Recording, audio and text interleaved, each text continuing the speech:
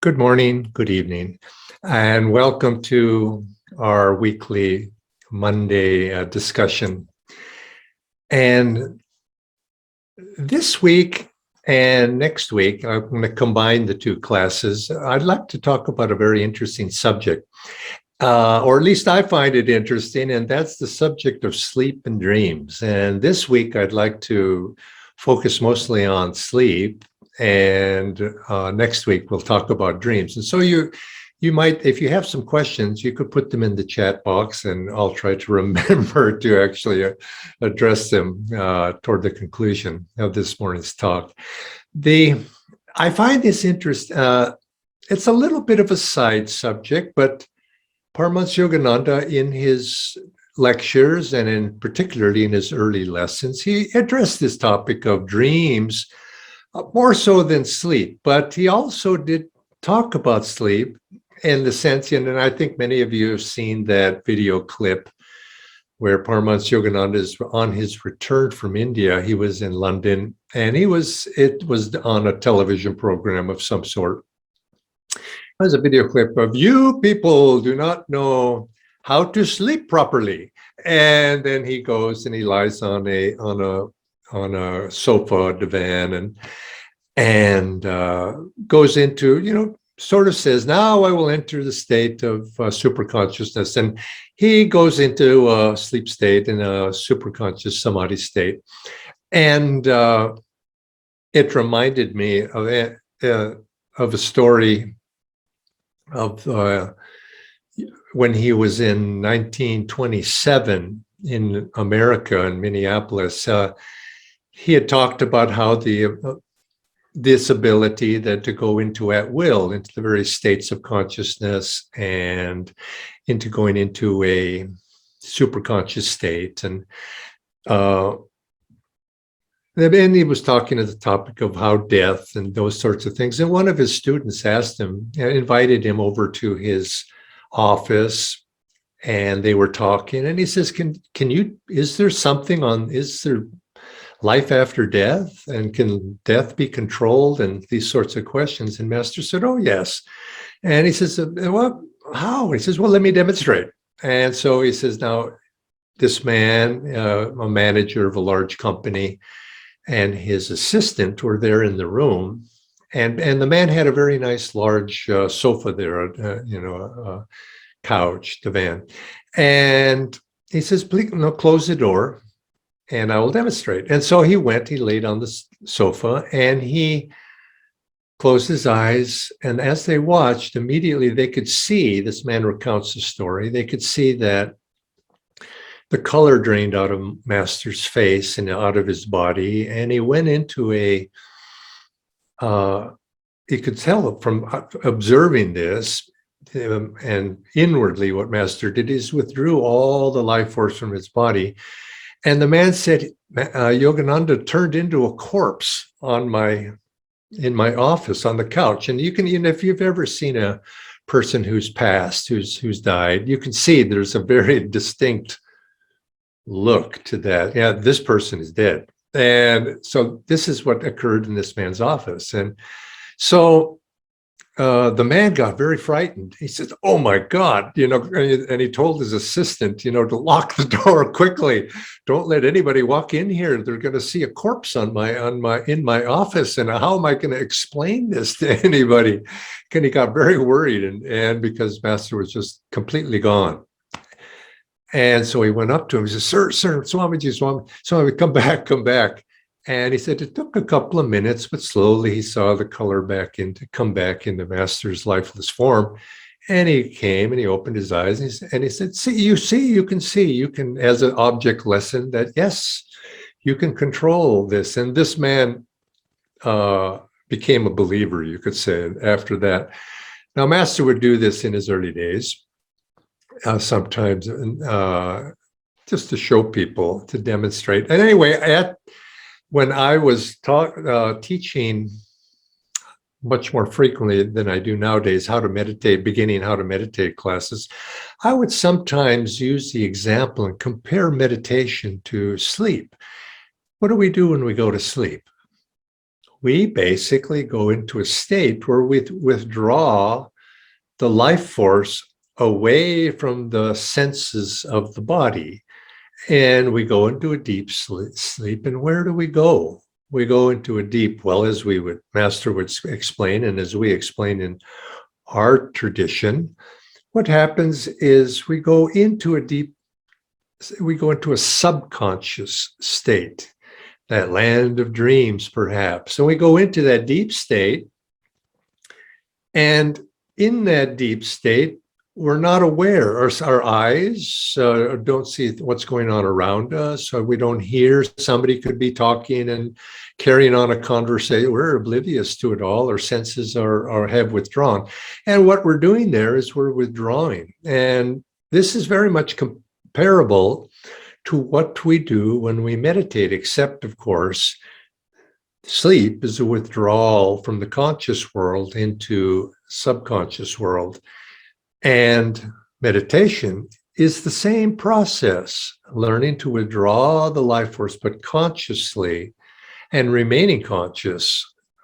And ultimately, of course, when we can do that effectively, that withdrawal, we can then, instead of going subconscious, we can go into what's called a superconscious state. So it's very different in that way, but you might say the physiological process that's taking place is very much comparable. And so in these, I thought, well, let's explore this idea of what is sleep. And the Master told us, and this is what I must confess here at the beginning, Master told us, you people do not know how to sleep properly. He doesn't really go into how to go to sleep so easily. Because many people, it's a very good question, because people suffer from insomnia, and many people have sleep problems. And if a person can't sleep, it actually can cause mental disturbance. And they use this as, people, entities use this as a torture means of keeping people from going to sleep, and it can become torturous after a while. And it can lead, if a person has not the ability to sleep, it can lead to a mental instability. And certainly it's painful in the spiritual, psychological way. So I can't offer more than the usual nostrums of exercise, proper diet, relaxation. But I do know that meditation is an antidote, learning to meditate, because we're simulating that process of sleep through meditation. And so a person that learns to meditate properly and control that ability will be able to turn that into the direction of helping them sleep. So I know we need that. And so let's explore what it is when we talk about sleep. Now, before I begin that, the larger point here is that might this be useful? Well, I've mentioned already this. When we meditate, we're learning to do this process. If we can learn to be able to control this process a little bit, you could see how this could be useful. And particularly something Master and Swami too gave some emphasis to was the ability to be able to switch the state of consciousness at will. And I often chuckle when I read Yogananda's early writings, when he would tell the audience, now let us enter the state of superconsciousness. And he's talking often to a beginning audience, and put your attention at the point between the eyebrows and soar into the realms of ecstasy and bliss. Now, we've all tried that. Maybe we even heard that. Can you put your consciousness at the point between the eyebrows and at will soar into the realms of divine bliss? Probably not. But wouldn't it be a wonderful thing to do? And so what Yogananda is saying here is, this is the direction and the goal we want to do. We want to be able to control our state of consciousness. Now, applying this into more our practical realm of where we reside on a day-to-day basis, we want to be able to control our habits, our attitudes, our state of mind, peacefulness. We want to be able to be joyful at will. In other words, to recall, and as Yogananda says in his autobiography, the ability to recall that state of joy felt in meditation at will is a mark of spiritual deep development. And if we control that ability to recall joy at will, we find we put ourselves in attunement with divine will, and everything in our life works, and even in the details, as he says. And so this ability to shift and control body, mind, soul, attitudes, breath, all of these things is the mark of what an accomplished yogi can do. And this is when somebody says that they're a yogi and then makes claims to various things, can they do these things? A person can't control their temper. Well, obviously they don't have very good control of themselves, and they're not a yogi, really. We're aspiring yogis, so when we sometimes make these slips, but in terms of perfection, people make these claims.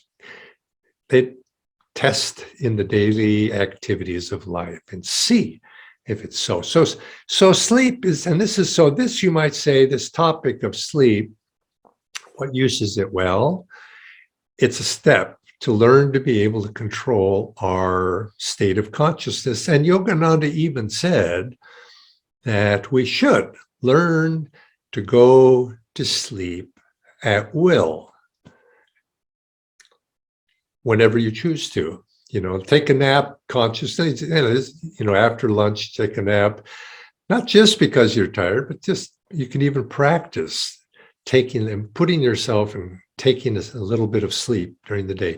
He would say that even for any point of the day, the true yogi is able at any point in the day, just close their eyes, go into the subconscious state and go to sleep. And of course, the opposite being true is when you're sleeping, be able to awaken at will. And I've practiced this and have practiced this over time to the point where you don't need an alarm clock. You tell yourself, like coming, for these classes in the morning here, I start at 7 a.m. and in the daylight saving times end, it starts at 6 a.m. So I tell my mind, I got to get up at 4 o'clock, and I go to sleep at night before I want to get up at 4. Okay, I'll get up at 4. And sure enough, I'll pop up at 4. Now, this has become a habitual thing. I don't tell myself that, but I think it's what Master said we should do is practice this.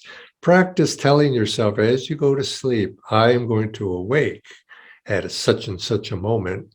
And in time, you gain this ability to pretty precisely also.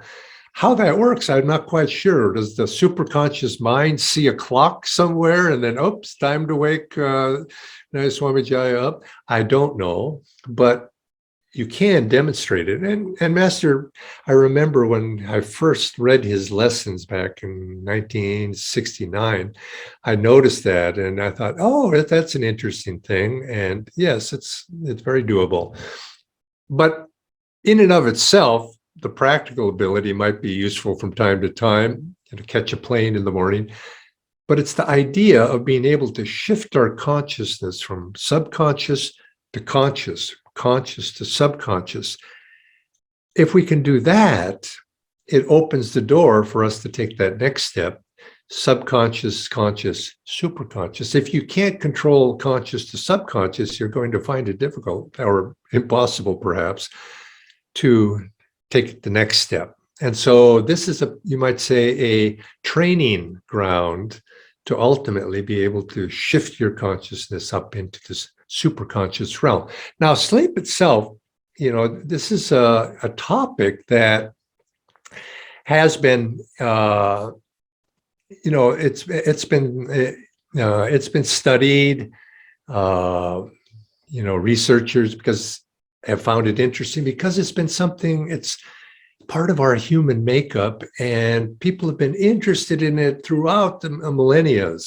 And But I think one of the reasons is because one of the phenomena of sleep is dreams. And you read in old literature, old stories, you read in the Old Testament of the Bible, various stories of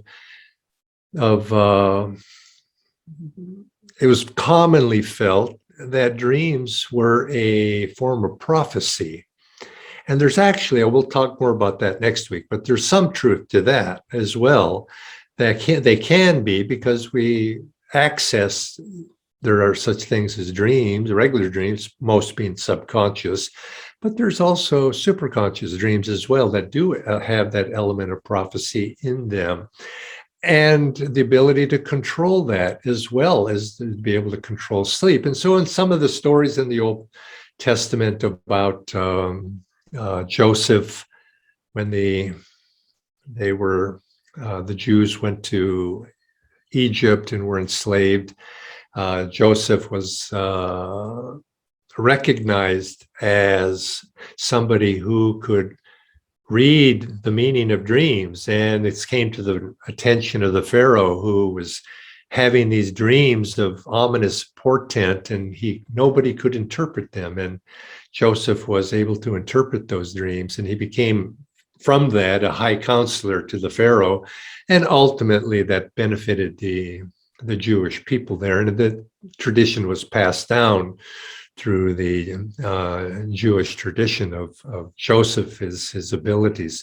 And at other places, many other places as well, such things are mentioned. But sleep has been studied throughout the ages, and modern technology have allowed researchers to do it in a very scientific way, having volunteers come in, using, putting people with various, machines, being able to record brain waves and so on. And they found that there is elements, very different elements of sleep. And the brain goes through various stages as we begin to sink into sleep. Now, notice that word we sink into sleep, or we fall asleep. The implication here is it's a descent from the conscious realm into a sub-realm. So we fall. You could sort of say the energy, the life force descends, as opposed to we arise in the morning. We wake up in the morning, there's an ascent. And so consequently, between these two states, just by the language itself, there's recognized a level of up and down level. And to that, the yogi would add, well, we ascend, we rise up into superconsciousness, we are into a divine state, which is even higher. So we can see this progression of subconscious, conscious, and superconsciousness reflected in our language. It's the superconscious isn't necessarily recognized in the scientific realms right now, but it will be when in the future we'll begin to see that there are higher levels of consciousness. We even say that it's not other levels of consciousness, there's higher levels of consciousness that are generally recognized in common language. So, but sleep itself is something that is a descent from the wakeful state. And you could say that we begin in the wakeful state. If you were to measure brain waves, they call these, there's certain, while we're in the conscious state acting in this world, there are certain waves that are called beta waves that the brain is putting out. They're very fast, very intense, close together if you look on a graph. And it's while the brain is processing sensory input. And this is what being conscious is. We're being fed. The five senses are feeding us input and we're processing it. You could say the brain is filtering it. Some things are noticeable, or some things are perhaps irrelevant, and the brain separates these. But interestingly enough, and the yogis say that all input is stored in the memory on some deep level of the brain. And scientists wonder, this brain, it seems that we're only using a very small fraction of its brain, but that's not really true because much of it is like a storehouse. See, like a computer has long-term memory. And he says everything is held, and that memory is just not just in the physical brain itself. Now, the yogis would say, in answer to the natural question, well, if it's not in the brain, where is it? Well, it's in our consciousness, which transcends the physical body. But the brain is the instrument on this physical world of that consciousness. And so it's stored there, memories of this lifetime that you don't even think you know about, or even perhaps we're not even aware of. They're there. Everything that has happened, everything that's taken place. But now here's the interesting thing. In the memory, whether it's in the physical, or you might say the astral body, the causal body, perhaps even of the past lives of all of us, thousands, billions, how many of those there have been, on some level, all of that is stored in the consciousness or the superconsciousness and recallable on that, if you would have it, recallable. Well, obviously, if we were to be aware of all of that, our brain probably could not function because there's so much. So the brain has to filter this. So the first level is a wakeful state, which is beta waves. And the second stage after that, when you begin to go to sleep, it's a state, it's drowsy, it's a drowsy state. Oh, I'm getting drowsy. And but you're still awake. You're not really yet asleep, but it's an intermediate state of drowsiness. And this is recognized as a distinct state because the brain itself begins to put out different waves. It goes from those fast beta waves, dense, fast beta waves, into what's called an alpha wave state. And this is a waveform that's less intense, and they begin to, the waves begin to being very concentrated. They begin to spread out. And these are called, and they're recognizable. And you can see if you're monitoring somebody when they're falling asleep in the laboratory, you can see, oh, they're in that alpha wave state now, or falling asleep state. And what's happening in that state is we're withdrawing from the senses. We're not yet fully asleep, but the mind, it begins to wander and drift. Kind of, I'm drifting off. You're at a meeting. And hey, oh, where were you? Oh, I was drifting off. They're getting in that semi-sleep state. And the interesting thing for the yogi here, it's said that in this state, if we can learn to recognize it and control it, positive affirmative thoughts during this transitional phase can have an influence on us, and they're embedded. Is we can start to embed conscious thoughts into our subconscious of thoughts, and so consequently, positive, particularly now, positive affirmations, not negative, positive affirmations put forth in this state. If we can learn to control it, can actually embed themselves so that they begin to influence us into that. In the waking state. So even in that state, if you say, oh, I want to wake up 4 o'clock and I'm waking up 4 o'clock in the morning, that's neither positive or negative. It's just a statement, but they can embed themselves and activate. But other things that I'm positive, energetic, enthusiastic, or as I've said in other lectures, I was recommended once to affirm, tomorrow's going to be the best day of my life. Tomorrow's going to be the best day of my life. And you wake up with that positive, embracive attitude toward life. So that's the second state. Now there's a next state is what's known as the first stage of sleep. You go into you actually go, now you're asleep. And this is another waveform, and this is a short wave that tends to be, the waves now start to spread out. Notice how they're going from intense to a little less intense. Now they're spread out, they're shorter, and these are called theta waves. And if a person is awakened from this state, they'll say, yes, I was asleep. Whereas that drowsy state, you were falling asleep.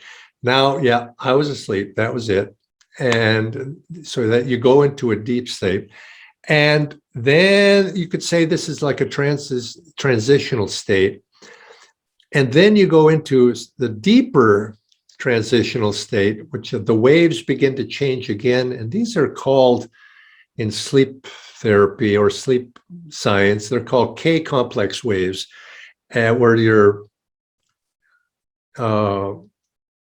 really know that you were asleep. That when you first go into sleep, you might say you may have been sleeping, but there's still a little bit of ambiguity, but you're definitely asleep when you go into this. Now, there's even a deeper state. You're asleep, but it's not the deepest sleep yet. And this deep sleep is where sleep becomes important for us. And we go into what's called a very slow wave of sleep. These are called delta waves. Big waves, and they're very wide. Sort of think of a very, ocean, the long, slow waves. This is deep sleep, and this is the state that induces in a person the greatest rest in an ordinary person. Now, people who have difficulty in finding rest out of sleep is because if they don't go into this sleep, this is what causes a problem, because it's in this deep sleep that almost all of the energy is withdrawn from the senses. It's obviously not all, because we're still breathing and heart is still functioning, but the heart itself tends to slow down and the breath becomes very slow, and there's no thoughts and there's no dreams either. And you hear this phrase, and in the Master uses it in his poem Samadhi, Turiya sleep. This is this deep, restful sleep, and it's sometimes referred to as Turiya. And Master referred to this deep Turiya sleep you could say it's semi-superconscious. And it's the sleep that's refreshing. And if the body doesn't get this, it becomes, you begin to have mental and physical health problems if you don't get this deep delta wave sleep. And but there's no activities going on in there. And I say semi-superconscious because it's passive. You're not really conscious. And now true superconsciousness is we're awake in a high state in that real superconscious, but it's semi-superconscious in the sense that it's very reviving for the body. It recharges the body batteries. It recharges the mental batteries, the spiritual batteries, physical batteries of ourselves. And it's said that probably science doesn't know for sure of what's happening, but it's probably in this very deep sleep where the brain itself tends to integrate what's happened during the day. We have all this input that's coming into the brain, and you might say it has to be filed away properly so that it's properly recalled, it's uncluttered. And sometimes when you go to sleep, your brain is messed up. There's a mess in there, all cluttered, like a cluttered room. You go into that deep sleep and everything's put back in order, so you're able to go forward into the next day. But it lasts for a certain period of time, and it's usually this progression takes place to get into that slow, deep sleep. And it's from that eventually what begins to happen is a person begins to dream. Now, dream sleep is different. You could say we come up and out of that deep sleep into dream sleep. And this is when it's called rapid eye movement sleep, because the eyes begin to move and probably something's going on in there. In other words, and dream sleep is not necessarily restful. And I think all of us know this. If you've had exciting dreams or you've had nightmares, the heart can speed up, and all of this is happening, but it's subconscious. And the brain waves are very specific for that type of sleep. And the eyes, of course, you can see they're moving around, but yet the body remains still. Generally, sometimes people will thrash about, but generally the body remains still, but the eyes begin to have sharp movements behind the closed eyelids. And this is when dreams occur.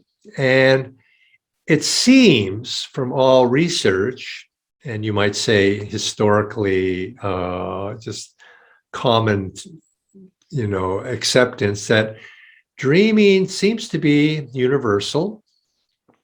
And somehow it seems to be essential for good mental health. People that don't dream, it sometimes is correlated with ill health mentally, emotionally. Now, you could say, a person might say, well, I can't remember any of my dreams, and I don't think I dream. Well, it's probably not true.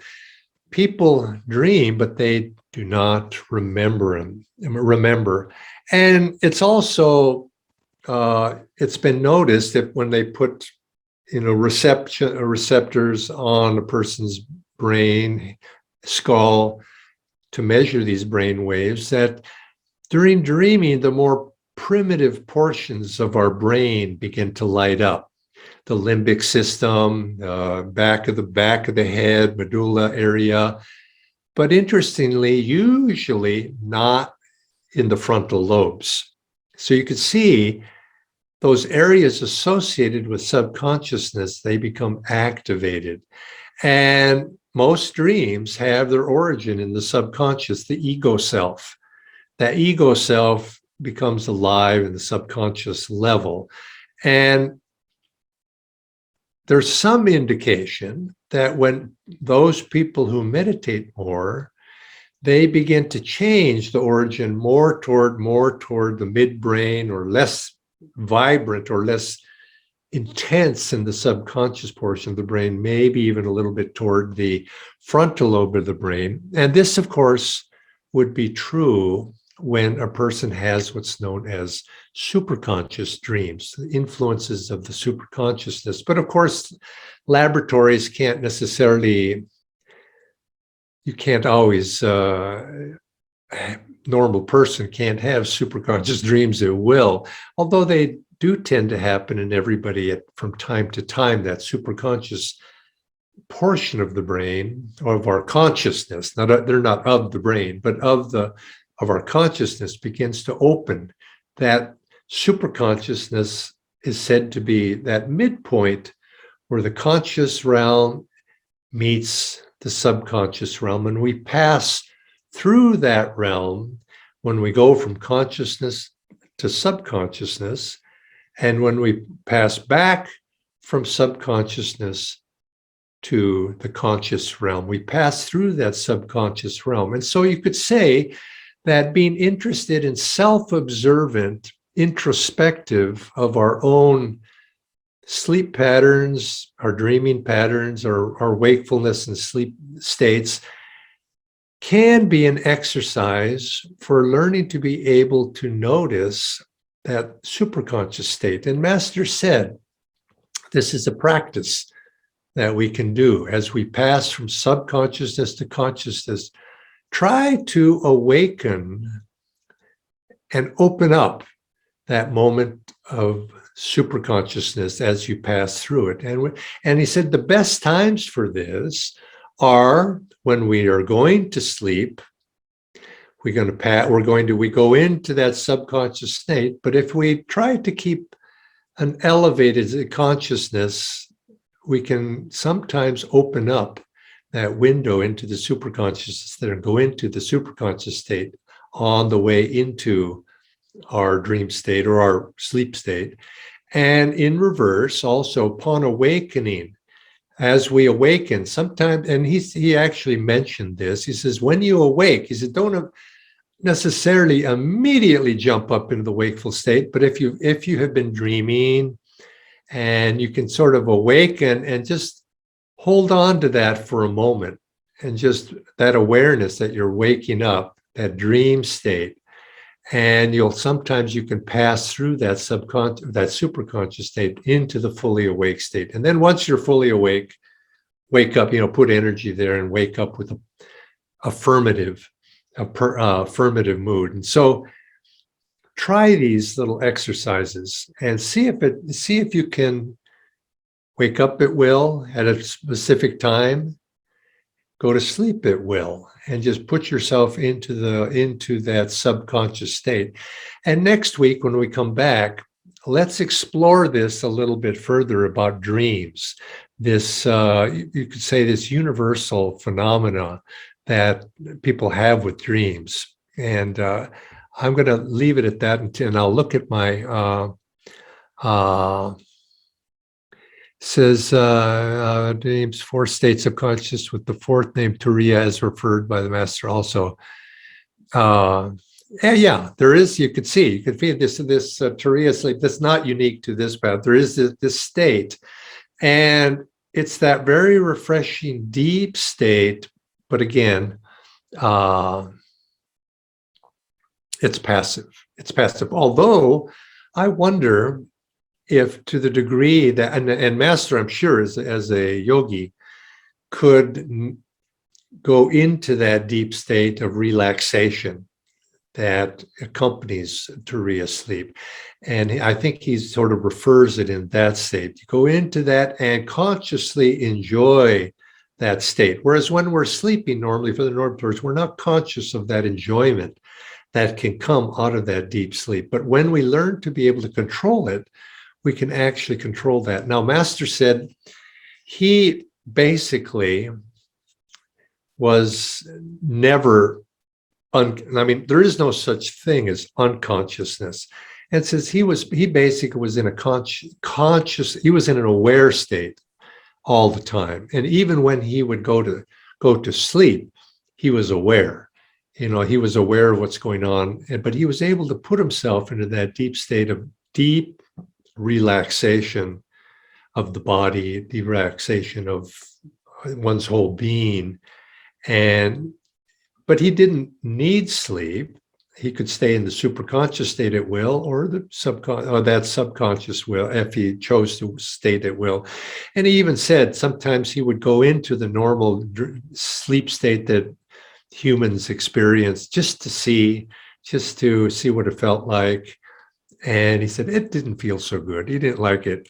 But that conscious ability to control this is something that is a tool, because in and of itself, it's interesting. And it can be, in dreams, of course, can be fun, and can be prophetic. But in and of itself, that's not all that significant or important. But the ability to control that and use that is usually that was the context in which Master brought up these subjects. And he said, you can use this as an exercise. And next week, we'll talk about even that for dreams. You can learn to consciously dream.